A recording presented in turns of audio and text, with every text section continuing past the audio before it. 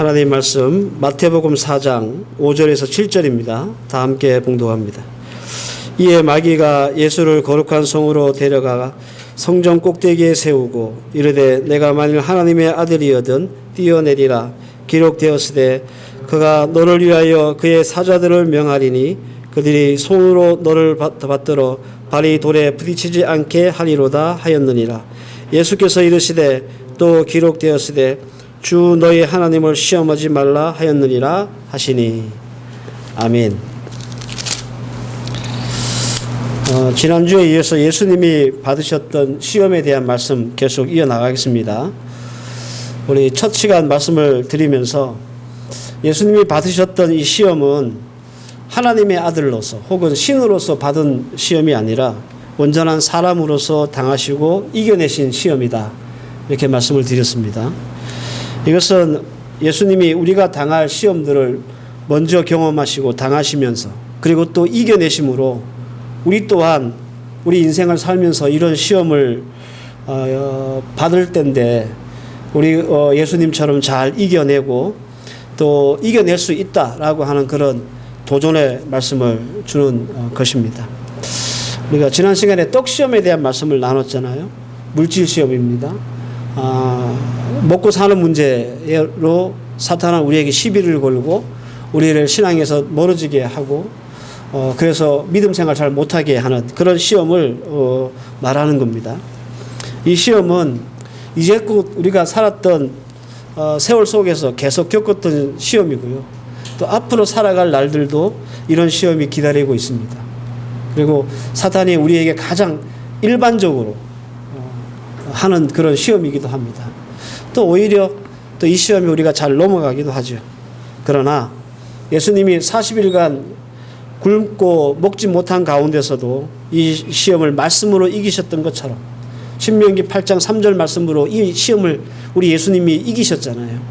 사람이 떡으로만 살 것이 아니요 하나님의 입에서 나오는 모든 말씀으로 살 것이다. 이 말씀으로 이 시험을 이기시면서 승리하셨다라는 겁니다.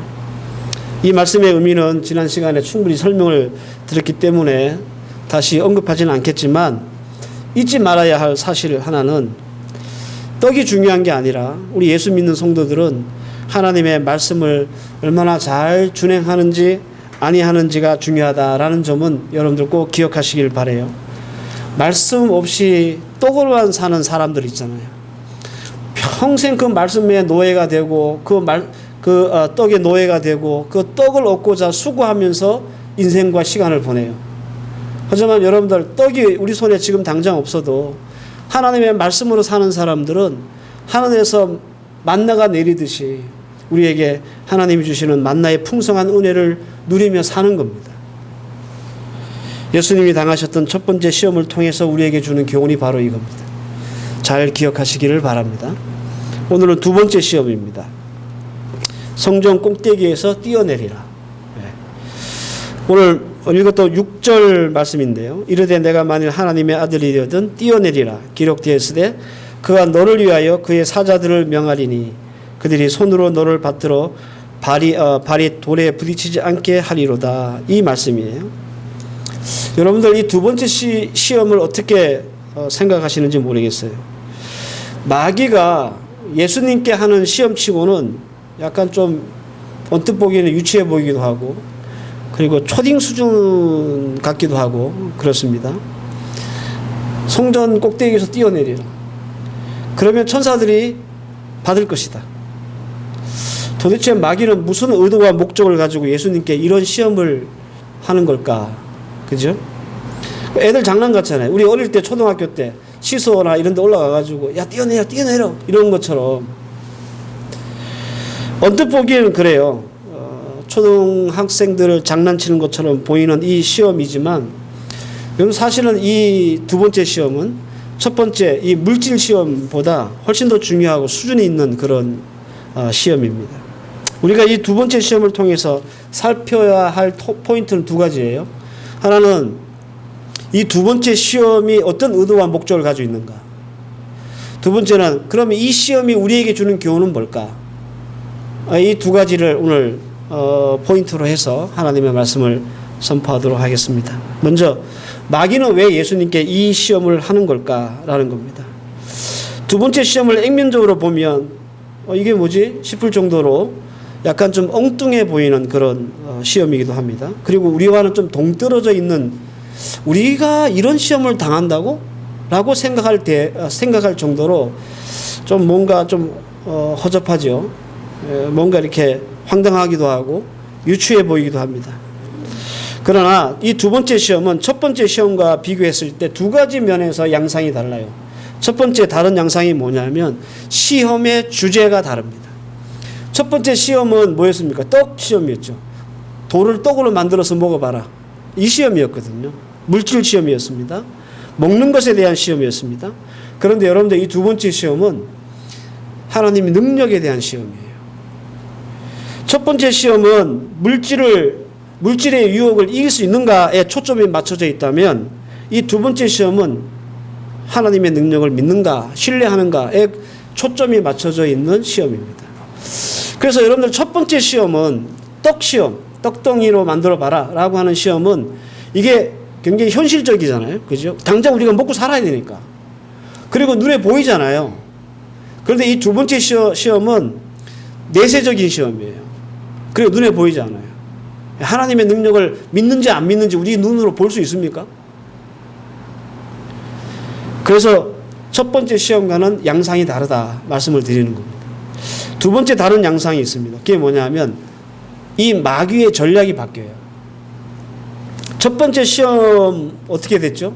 예수님께 40일 굶은 예수님께 이 돌을 떡으로 만들어서 먹어라 이렇게 시험을 했는데 예수님께서 하나님의 말씀으로 물리쳐서 우리 예수님이 그 시험을 벗어나셨고 이기셨고 승리하셨어요. 마귀 입장에서는 한 방 먹은 거죠. 그래서 두 번째 시험부터는 마귀도요 하나님의 말씀을 인용합니다. 마귀가 인용했던 하나님의 말씀이 오늘 6절에 나오는 말씀이에요. 이 6절의 말씀은 시편 91편 11절에서 12절을 인용해서 한 말입니다. 그러니까 사탄도 하나님의 말씀을 인용해서 우리를 시험 들게 하고 하나님의 능력을 의심케 한다. 그런 말이에요. 시편 91편 11절에서 12절 어떻게 나와 있느냐 하면 그가 너를 위하여 그의 천사들을 명하사 내 모든 길에서 너를 지키게 하심이라. 그들이 그들의 손으로 너를 붙들어 발이 돌에 부딪히지 아니하게 하리로다. 이게 시편 91편에 나오는 말씀이에요. 마귀도 많이 발전했죠. 그죠? 굉장히 공부 많이 한 거예요. 우리 예수 믿는 성도들을 시험에 빠뜨리고 믿음에서 넘어뜨리기 위해서 사탄은 지금도 연구 많이 합니다. 그래서 사탄도 연구해가지고 하나님의 말씀을 인용해서 예수님을 지금 시험에 빠뜨리려고 하고 있다라는 겁니다. 그러나 한 가지 우리가 경각심을 가져야 할 것은 마귀도 하나님의 말씀으로 우리 성도들을 시험할 수 있다라고 하는 부분들을 우리가 꼭 생각해야 돼요. 왜냐하면 마귀는 하나님의 말씀의 진리를 왜곡하고 왜곡한 그 말씀으로 우리 성도들을 흔들기 때문에 그렇습니다. 시편 91편 11절에서 12절 제가 아까 읽어드렸던 그 마귀가 인용했다는 그 시편 말씀의 원래의 뜻은요. 누구든지 산 꼭대기에서 성전 꼭대기에서 뛰어내리면 하나님께서 발이 땅이 닿기 전에 보호하신다. 그런 뜻이 아니에요. 원래 91편의 전체적인 맥락이 뭐냐 하면 하나님은 그 사랑하는 백성들을 온전하게 지키시고 보호하신다라고 하는 취지의 말씀이에요. 그런데 사탄은 다 빼먹고 그 91편 11절 12절만 가지고 예수님을 시험하는 거예요. 그래서 여러분들 하나님의 말씀이라고 잘 속아 넘어가면 안 된다는 말입니다. 왜 우리가 이럴 때가 있잖아요. 내가 뭔가 간절히 하고 싶고 뭔가 좀 이렇게 원하는 게 있는데 막 하자니 좀 찝찝하고 그래서 하나님의 말씀을 서포트 받기를 원할 때가 있잖아요. 하나님의 말씀이 나를 좀 지지해줘서 내가 그 일을 좀 마음 편하게 하고 싶을 때가 있잖아요. 그죠? 그럴 때 우리는 막 내가 원하는 것에 맞는 말씀을 막 찾을 때가 있습니다. 그래서 그 말씀을 내가 의지하고 힘을 얻어서 내가 하고 싶은 일들을 할 때가 있어요. 가끔씩 우리 필리핀에는 그런 경우가 없는데 한국에 성도님 집에 가면 이런 그 성경 구절이 있습니다. 내 시작은 미약하나 내 나중은 창대케 되리라. 뭐 이런 거 이렇게 현판으로 만들어가지고 붙여놓은 거 보셨죠? 여러분들 원래 그 뜻이 아닙니다. 네. 그 뜻이 아닌데 그 말씀에 힘을 입어서 내가 지금 시작은 미약하지만 나중에 창대케 되리라 할 그런 마음을 가지고 내가 원하는 것 막 하려고 하는 거예요. 예를 들자면 그렇다라는 겁니다. 그러니까 여러분들 사탄도 하나님의 말씀을 인용하고 이용하고 그래서 우리를 실험에 빠뜨려요. 이거 하나님의 말씀이야. 그렇게 만드는 거예요. 그래서 조심하셔야 한다라는 겁니다. 자, 이제 우리가 두 번째 시험을 본격적으로 좀 살펴보십시다. 두 번째 시험을 이 두 번째 시험의 취지를 좀 쉽게 설명해 드리면 이런 겁니다. 예수 네가 하나님의 아들이면 성전 꼭대기에서 뛰어내린들 천사들이 너를 탁 받쳐가지고 발이 땅에 닿지 않게 할 거죠. 안전하게 할 건데 그거 한번 증명해 봐. 그런 얘기예요. 하나님이 너를 위하여 능력을 베푸시는지 시험해 보자. 그런 취지라는 거예요. 예수님이 성전에서 뛰어내리는 것. 그 내린다는 사실 자체는 유치해 보이지만 사탄이 지금 찌르려고 하는 시험의 어떤 방향이 뭐냐면 하나님의 능력을 시험해 보자라는 겁니다. 만약 예수님이 마귀의 의도대로 뛰어내리면 어떻게 될까요? 물론 성전 꼭대기 아니라 뭐 하늘에서 떨어진다 할지라도 예수님은 다치지 않으실 거예요. 그죠? 그럼 마귀는 이렇게 나올 겁니다. 만약에 예수님이 성전 꼭대기에서 뛰어내렸다 가정을 했을 때 그 시험이 넘어가가지고 예수는 하나님의 아들이니까 하나님이 보호하셨지. 예수는 사람이 아니니까 안 다친 거야.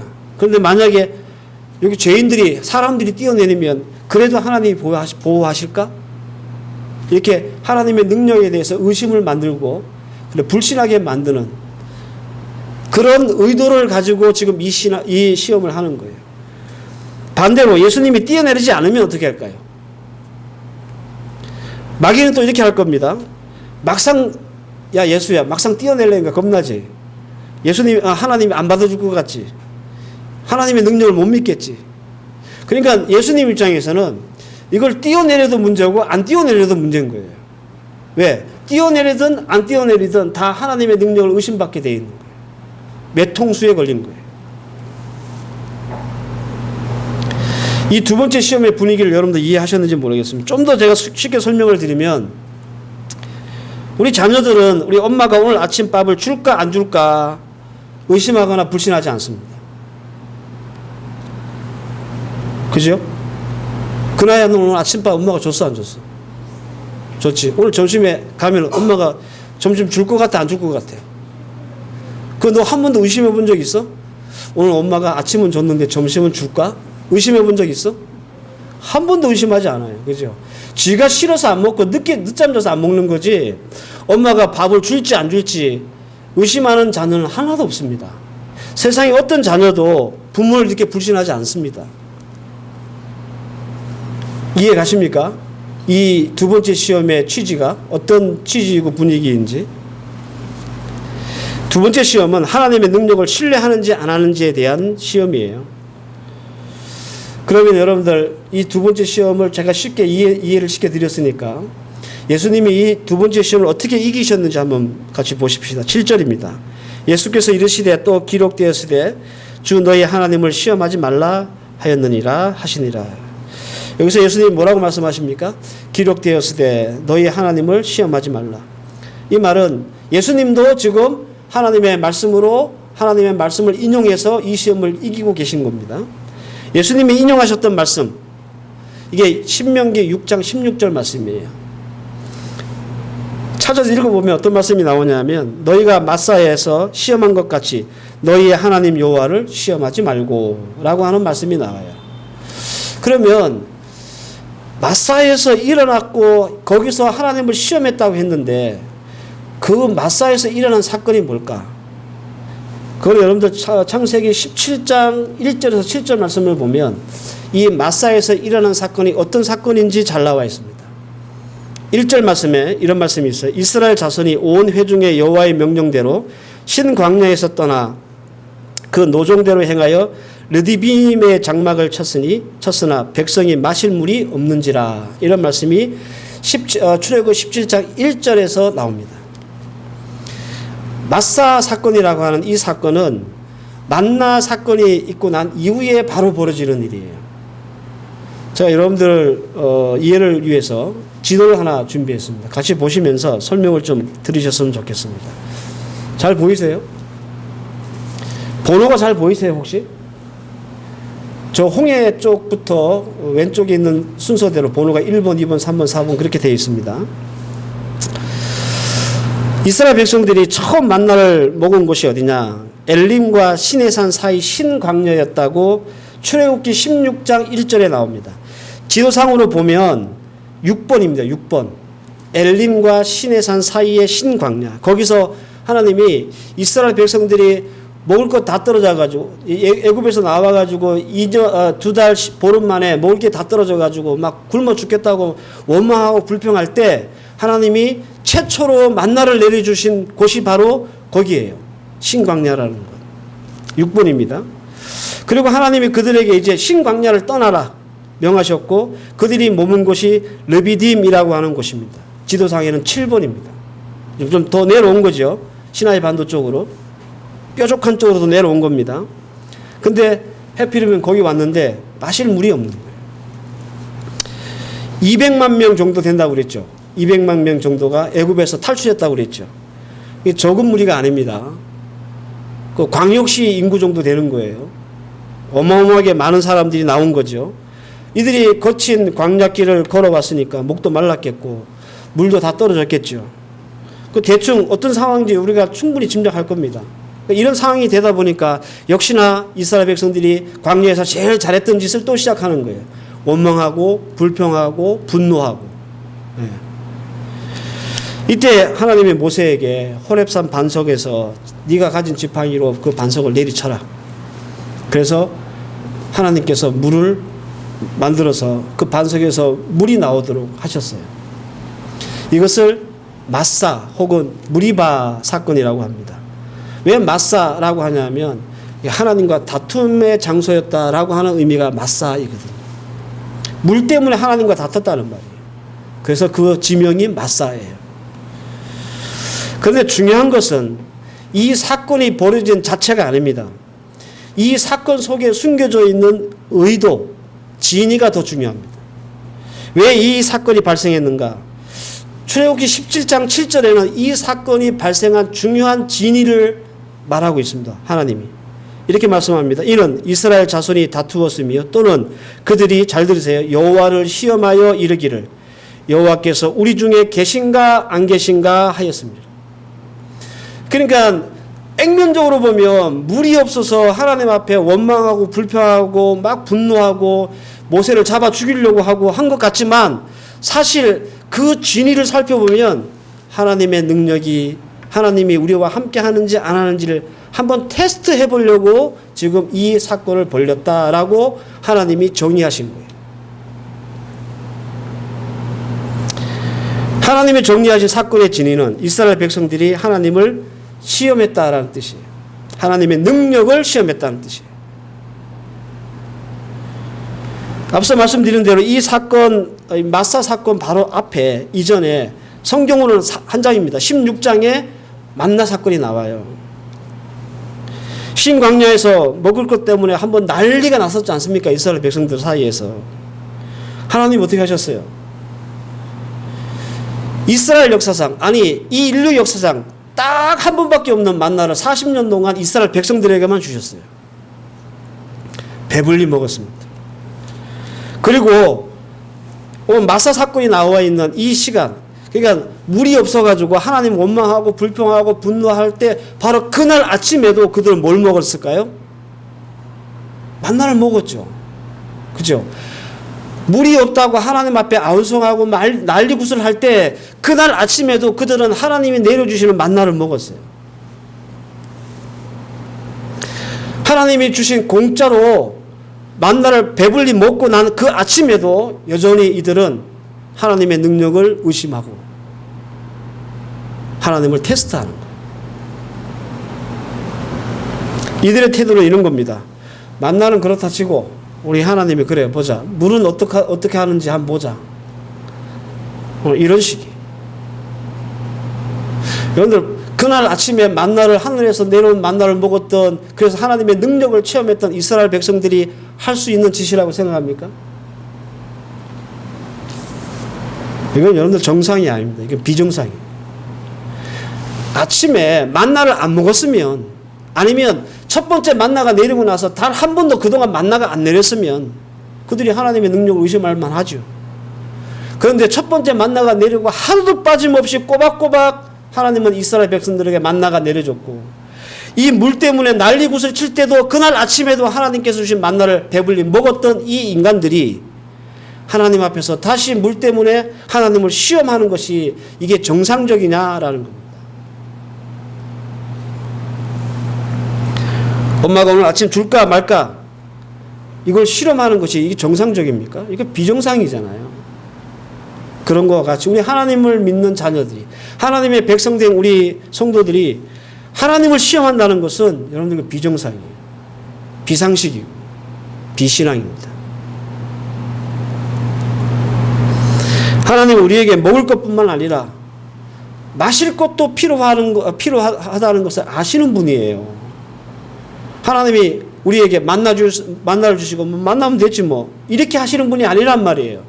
하나님은 우리가 배를 채울 먹을 것이 필요하면 마실 물도 필요하게 하겠다. 이 사실을 하나님이 내가 말하지 않아도 아시는 분이에요. 왜? 하나님은 우리의 몸을 창조하신 분이잖아요. 이 사실을 의심 없이 받아들이는 것. 이것이 이 두 번째 시험의 관전 포인트입니다. 예수님은 우리에게 이 두 번째 시험을 통해서 시범을 보이시는 거예요. 첫 번째 시험을 통해서 우리에게 시범을 보이셨잖아요. 어떻게 이 시험과 어려움, 유혹을 이겨낼지. 예수님 이러시는 거죠. 야, 우리 필리핀 한인교회와 헤브론교회 성도들아 잘 봐라. 2024년에도 사탄은 하나님의 능력을 의심하게 하고 불신하게 할 거야 우리한테. 하나님 이것도 하실 수 있을까? 라고 우리의 마음에 그런 마음을 줄 거야. 이런 시험을 당하게 되면 오늘 이 마사의 사건을 기억해라. 하나님의 능력을 의심하지 마라. 그리고 하나님이 우리에게 폭포수같이 반석을 깨서 물을 우리에게 주신다는 사실을 절대로 불신하지 마라. 그러면서 사탄이 주는 하나님의 능력을 의심케 하는 이 시험을 이겨내라. 오늘 우리에게 말씀하시는 거예요.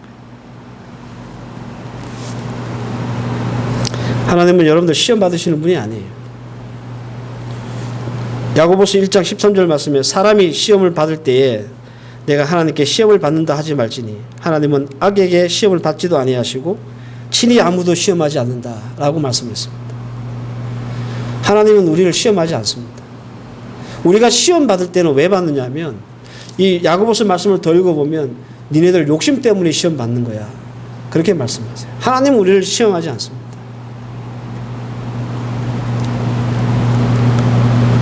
우리도 하나님을 시험하는데. 자, 그러면 두 번째로 이 시험이 우리에게 어떤 교회를 줄까? 2024년을 시작한 저와 여러분들에게 여러분 하나님의 능력이 필요합니까? 안 합니까? 여러분들은 하나님의 능력이 필요하세요? 안 하세요? 필요하죠. 필요 없어요? 여러분들 능력에 살아도 그냥 충분히 살아갈 수 있는 또 새인 것 같습니까? 아닐걸요? 저와 여러분들은 하나님의 능력이 필요해요. 우리의 생업도 그렇고 가정도 그렇고 자녀, 사업, 학업 하나님의 능력이 필요치 않는 것은 없습니다. 그리고 어쩜 우리가 살아내야 할 2024년에 예수님이 서셨던 그런 성전 꼭대기에 우리 또한 서게 될 일이 생길지도 모릅니다. 하나님의 능력을 시험받는 그 자리에 우리가 서게 될지도 모른다는 말. 만약 여러분들이 그 순간이 온다면 여러분들 어떻게 하실 겁니까? 뛰어내리실 겁니까? 질문이 좀 어렵습니까? 그럼 아까 제가 설명드렸던 마사 사건으로 다시 질문을 드리면, 그날 아침에 만나를 배불리 먹고도 또 원망하고 불평하고 불신하고 하나님을 향해서 분노하시겠습니까? 아니면 하나님이 반석에서 물을 내실 것을 의심하지 않고 기다리시겠습니까? 바로 이 질문이에요. 여러분들이 2024년을 살면서 성전 꼭대기에 서 있는 것 같이 위태위태하고 하나님의 능력을 의심케 하는 그런 상황과 순간에 있을 때 과연 우리는 어떻게 해야 되겠는가?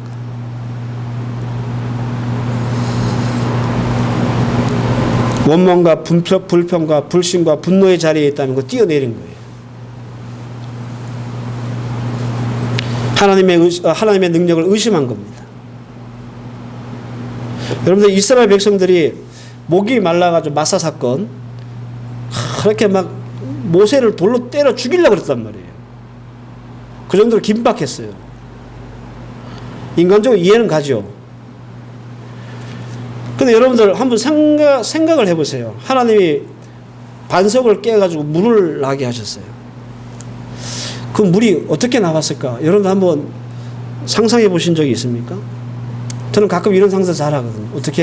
어떻게 물이 나왔을까 도대체? 네? 여러분들 200만 명이라고 하는 사람들 한꺼번에 물을 먹이려면 수도꼭지가 몇 개가 있어야지 그게 다 가능한 일이에요. 몇 리터의 물이 있어야 여러분들 200만 명이 한꺼번에 그 목을 축일 수 있을 것 같아요. 여러분, 이건 어마어마하게 물이 터졌다는 얘기입니다. 그냥 뭐 샘물 나듯이 찔찔찔찔 물이 그렇게 나가지고는 저 뒤에 200만 명 중에 제일 200만 명 쪽에 서 있는 사람 아마 기다리다가 죽었을 거예요. 그죠? 하나님이 이 200만 명이나 되는 이 많은 이스라엘 백성들을 한꺼번에 물을 먹이시려면 그 반석에서 물이 어떻게 터졌겠냐고. 우리가 하나님을 시험하지 않고도 만나를 주신 하나님이 물도 안 주시겠어? 그러면서 하나님의 능력을 기대하고 소망하고 기다리면 하나님이 이렇게 놀라운 일을 벌이시는 거예요. 반석을 깨서 우리가 상상을 할 수 없을 만큼 엄청난 방법으로 200만 명이나 되는 많은 사람들은 물을 한꺼번에 공급하실 수 있는 그런 능력을 베푸시는 거예요. 이런 하나님이 저와 여러분들이 믿는 하나님입니다. 사랑하는 성도 여러분, 그래서 이 두 번째 사탄의 시험에 우리 또한 노출될 수 있는 거예요. 사업을 할 때, 자녀를 케어할 때, 인생을 계획할 때 우리는 순간순간 하나님의 능력을 의심하게 하는 성전 꼭대기에 설 때가 있습니다. 그때 여러분들 기억하십시오. 불평하고 불만하고 원망하고 분노하지 마시고 뛰어내리지 마시고 마사 사건을 기억하세요. 아침에 하나님께서 내게 만나 주셨는데 왜 하나님께서 없는 물도 못 만들어내실까? 이 하나님의 능력을 절대로 의심하시면 안 됩니다. 이 하나님의 능력을 의심하는 순간 우리가 땅을 파야 돼요. 땅을 파서 물을 우리가 얻어야 돼요. 그 수고를 할 수밖에 없어요. 광야에서 땅 파면 물 나옵니까?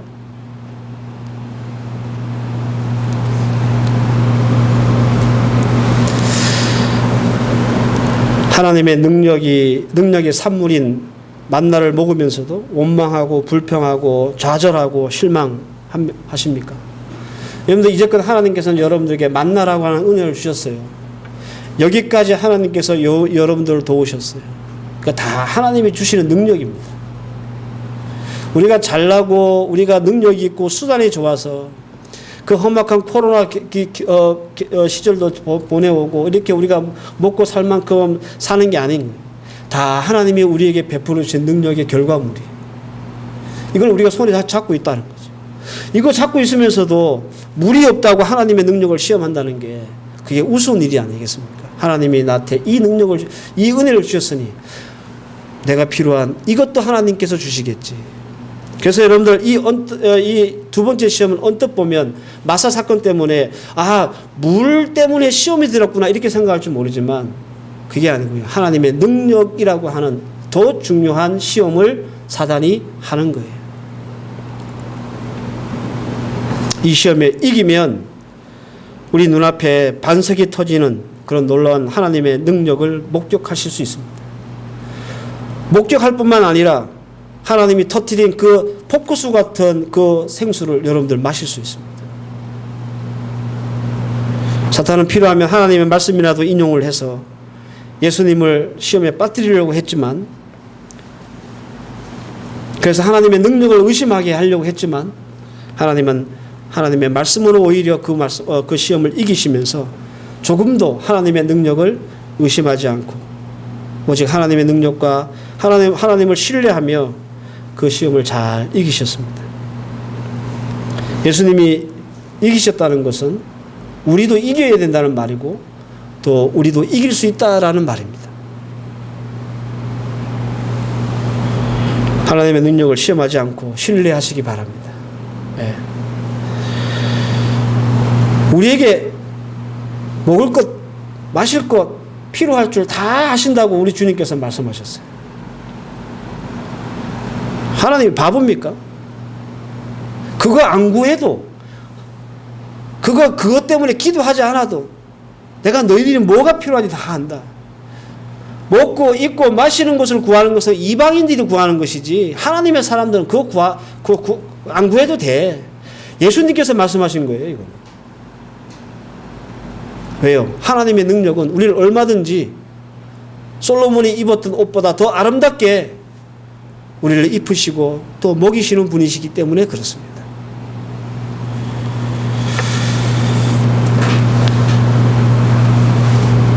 하나님의 능력을 시험하지 말고 오히려 신뢰하고 의지하며 나아가면 소망 없는 2024년을 시작하는 우리에게 이것보다 더 크고 유일한 소망과 또 기대는 없을 겁니다. 우리가 앞으로 살아가야 될 올해 하나를 전망해 보면 우리도 참 깝깝하지만 그래서 작년보다 올해 또 뭐가 더 어려워질까 이런 걱정이 더 우리에게 더 많지만 오늘 이 말씀의 이 말씀을 잘 우리가 이해하고 하나님의 능력을 불신하거나 혹은 의심하지 않고 오히려 의지하고 신뢰한다면 여러분들 2024년이 희망스럽다는 거예요. 소망을 둘 수 있다는 거예요. 하나님의 능력을 불신하는 자는 원망하고 불평하고 불안해합니다. 하지만 하나님의 능력을 신뢰하고 의지하는 자는 소망하고 기대합니다. 저는 여러분들이 그런 성도들 되시기를 바랍니다. 예. 만나를 주신 분이 물 안 주시겠어? 제가 드린 이 한마디의 말씀 꼭 기억하십시오. 그래서 여러분들이 성전 꼭대기에 서게 될 때 만나 주신 분이 물 안 주시겠어? 이 말씀을 꼭 기억하시고 하나님 우리에게 능력 베풀어 주심을 불신하지 않고 의심하지 않고 오히려 신뢰하고 의지해서 여러분들의 삶 가운데 반석에서 물이 솟아오르는 그런 하나님의 능력을 모두 체험할 수 있기를 주의 이름으로 축원합니다. 기도하십시다.